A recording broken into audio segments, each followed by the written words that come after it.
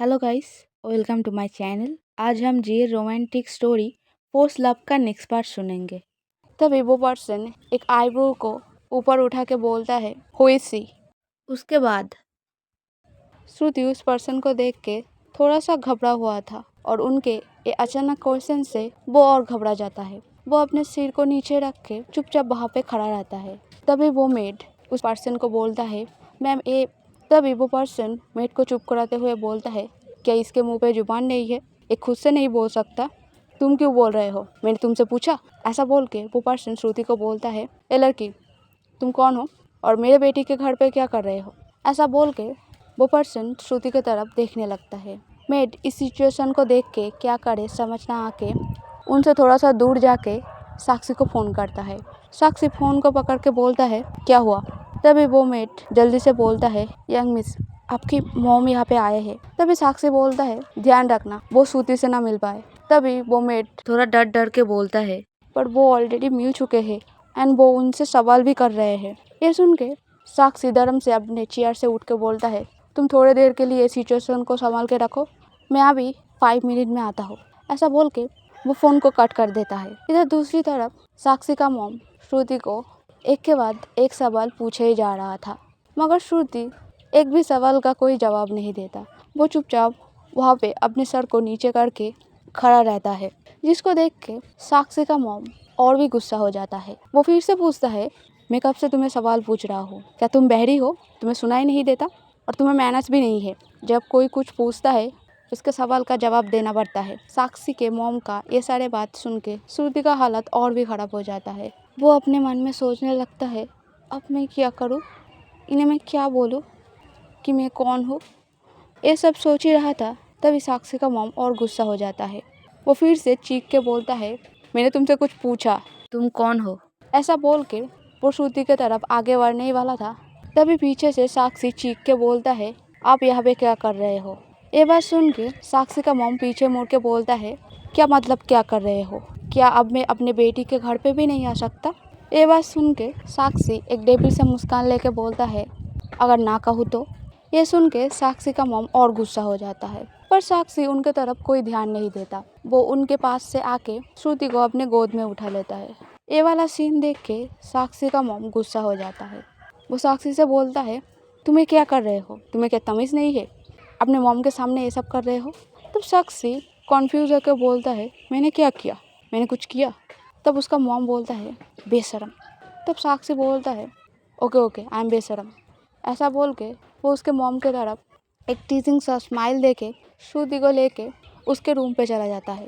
वो श्रुति को उसके बेड पे बिठा के बोलता है, तुम यहीं पे रुको, जब मैं बुलाऊँ तभी बाहर आना, ठीक है?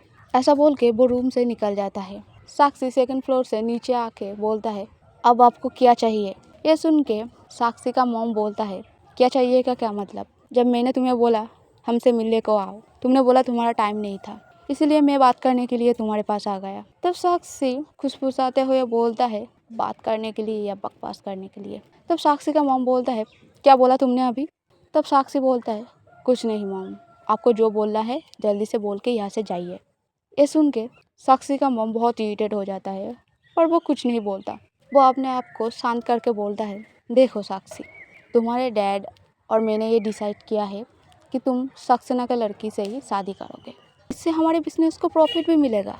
ये सुन के साक्षी मुस्कुराते हुए बोलता है, हमारे बिजनेस को? पर हमारा बिजनेस क्या? आप लोगों का और मेरा बिजनेस तो अलग है। अगर आप चाहते हो कि आप दोनों के बिजनेस को प्रॉफिट मिले तो आप में से ही कोई कर लो ना, मेरी लाइफ पे क्यों इंटरफेयर कर रहे हो? ये सुन के साक्षी का मॉम इतना गुस्सा हो जाता है, वो जोर से साक्षी को एक थप्पड़ लगा देता है। थप्पड़ इतना जोर का था कि साक्षी का होठ कट के उसके होठों से ब्लड निकलने लगता है। साक्षी तब उसके मॉम के तरफ देख के बोलता है, आपका हो गया, अब आप आ सकते हो। तभी साक्षी का मॉम फिर से साक्षी को पूछता है, वो लड़की कौन है? तब साक्षी बोलता है, आपको इससे क्या? तब साक्षी का मॉम बोलता है, अगर तुम नहीं बोलोगे तो उसका आइडेंटिटी पता करने का मेरे पास और भी उपाय है। ये सुन के साक्षी मुस्कुरा के बोलता है, तो पता कर लीजिए, मुझे क्यों पूछ रहे हो? ऐसा बोल के वो लिविंग रूम के सोफे पे बैठ जाता है। तब साक्षी का मॉम साक्षी को बोलता है, तुम्हें पता है अगर तुम्हारे डैड को ये सब पता चला तो वो क्या करेंगे? तब साक्षी बोलता है, मुझे फ़र्क नहीं पड़ता, उन्हें जो करना है वो कर सकते हैं। और आपने ही तो कहा था कि मैं अब बच्ची नहीं हूँ, सो मेरे प्राइवेट मैटर पे मत पड़िए, मुझे ये अच्छा नहीं लगता। ये बोल के साक्षी सोफ़ा से उठ के अपने रूम की तरफ जाने ही वाला था, तभी साक्षी का मॉम साक्षी को बोलता है, तुम्हारा जो मर्जी तुम वो कर सकते हो, हम तुम्हें कुछ नहीं बोलेंगे, बट हम जिस लड़की को डिसाइड करेंगे तुम्हें उस लड़की से ही शादी करना पड़ेगा। ऐसा बोल के उसका मॉम उस रूम से निकल जाता है। तभी साक्षी डेविड से मुस्कान लेके बोलता है, जो मर्जी वो कर लो, मुझे जो करना होगा मैं वो करूँगा। मैं ना कभी किसी के बात सुना हो ना अब सुनूंगा। ये बोल के वो अपने रूम पे आ जाता है। वो जब अपने रूम पे आता है वो देखता है श्रुति अपने सर को नीचे करके वहाँ पे बैठा है। वो श्रुति के पास आके बैठ के बोलता है, क्या हुआ बेबी, क्या तुम मेरे मॉम को देख के डर गए थे? उन्होंने तुमसे क्या पूछा? ऐसा बोल के वो श्रुति की तरफ देखने लगता है, पर श्रुति अपने सर को नीचे रखे ही था।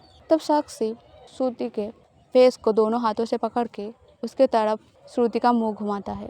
जब वो श्रुति की तरफ देखता है, श्रुति तब रो रहा था। तब साक्षी श्रुति को पूछता है, क्या उन्होंने तुम्हें कुछ बुरा वाला बोला था, इसीलिए तुम रो रहे हो? श्रुति तब अपने सर को ना में हिला के बोलता है, नहीं। तब साक्षी श्रुति को बोलता है, तो फिर क्यों रो रहे हो? श्रुति साक्षी को कुछ बोलने ही वाला था, मगर वो चुप हो जाता है। श्रुति का ये अचानक से चुप हो जाना देख के साक्षी श्रुति को कमर से पकड़ के अपने तरफ खींचता है, जिसकी वजह से श्रुति को दर्द होता है। वो थोड़ा सा चीख के उठता है। श्रुति का चीखने का आवाज़ सुन के साक्षी श्रुति को पूछता है, क्या हुआ? तभी श्रुति साक्षी को बोलता है, ऐसे टाइट से मत पकड़ो, दर्द होता है। तब साक्षी श्रुति को बोलता है, क्यों, यहाँ पे चोट लगी है? ऐसा बोल के वो श्रुति की तरफ देखने लगता है। जब वो श्रुति की तरफ देखता है, श्रुति उसके तरफ ही ईरिट सा नज़रों से देख रहा था। तब साक्षी कॉन्फ्यूज होके श्रुति के उस जगह पे जहाँ उसने टाइट से पकड़ा था उसके शर्ट को हटाने लगता है। जब वो हटाता है वो देखता है उसके बेली के एरिया पे बहुत ज़्यादा किसिंग एंड सकिंग की वजह से रेड निशान बन गया था। इस निशान को देख के साक्षी एक डेविल सा मुस्कान लेके श्रुति की तरफ देख के बोलता है, पर इसमें तो तुम्हारी ही गलती है बेबी, ये तो तुम्हारा पनिशमेंट है। किसने बोला था तुम्हारे प्रॉमिस को भूलने के लिए? ये बात सुन के श्रुति साक्षी की तरफ से अपना मुंह दूसरी तरफ घुमा लेता है। तब साक्षी श्रुति को अपने तरफ खींच के उसे बोलता है, ओके ओके, अगले बार से मैं जेंटल रहूँगा, मगर तुम्हें भी प्रॉमिस करना पड़ेगा कि तुम अपना प्रॉमिस नहीं भूलोगे। श्रुति इसका कोई जवाब नहीं देता। तब साक्षी श्रुति को फिर से बोलता है, मेरे मॉम ने तुमसे क्या पूछा? श्रुति कुछ बोलना तो नहीं चाहता था, मगर वो धीरे से बोलता है कि मैं कौन हूँ। तब साक्षी श्रुति को बोलता है, तुमने क्या कहा? श्रुति तब बोलता है, कुछ नहीं। तब साक्षी श्रुति को बोलता है, अगली बार से तुम्हें अगर कोई पूछे कि तुम मेरे कौन हो और यहाँ पे क्या कर रहे हो, उन्हें बोल देना कि तुम मेरे वाइफ हो। ये वाइफ वर्ड को सुन के श्रुति शॉक्ड हो जाता है। वो शॉक्ड होकर साक्षी की तरफ देख के बोलता है, क्या? तब साक्षी बोलता है, अगर तुम ये नहीं बोलोगे तो वो तुम्हें और भी परेशान करेंगे। तब साक्षी श्रुति से फिर पूछता है, अगर तुम्हें कोई पूछे कि तुम मेरे कौन हो तो क्या बोलोगे? तब श्रुति कुछ नहीं बोलता, वो अपने लिप को बाइट करने लगता है। तब साक्षी एक डेविल से मुस्कान लेकर बोलता है, मैंने तुमसे कुछ पूछा, क्या बोलोगे? श्रुति तब भी कुछ नहीं बोलता, वो वैसे ही अपने लिप को बाइट करने लगता है। तब साक्षी श्रुति को बोलता है, मैं बाइट कर लूँ तुम्हारे लिप को?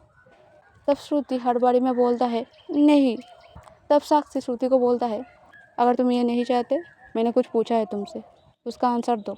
और कोई तुमसे पूछे कि तुम मेरे कौन हो, क्या बोलोगे? तब श्रुति धीरे से बोलता है, तुम्हारा वाइफ हो। तब साक्षी श्रुति को बोलता है, दस गुड गर्ल। ऐसा बोल के वो श्रुति को प्यार से हक कर लेता है। अगर स्टोरी पसंद आए लाइक करना, सब्सक्राइब करना, कमेंट करना। आज के लिए इतना ही, बाय बाय।